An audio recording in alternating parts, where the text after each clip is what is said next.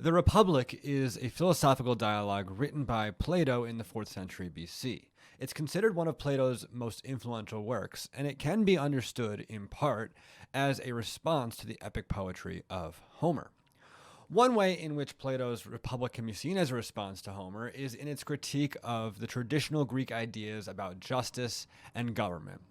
In the Republic, Plato argues that traditional Greek conceptions of justice are flawed, and that the ideal state should be based on a more rational and philosophical understanding of justice. Plato's critique of traditional Greek ideas about justice can be seen as a response to the heroic code of Homer in the epic poems, such as the Iliad and the Odyssey.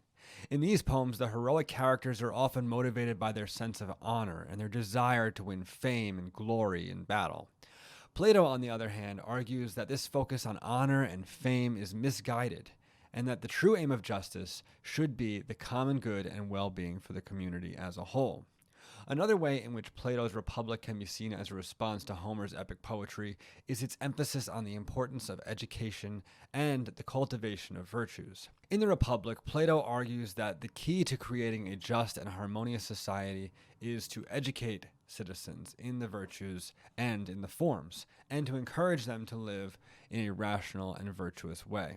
This emphasis on education and virtue can be seen as a contrast to the heroic code that we mentioned earlier. Plato had a problem with how the epic poems portrayed the gods as well.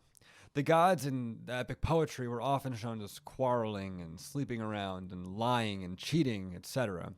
Plato thought that the gods should not be portrayed as doing anything dishonorable, and surely doing nothing that a human would be advised not to do. And these are just a few ways that Plato's Republic can be seen as a response to Homer and the epic poems of his day.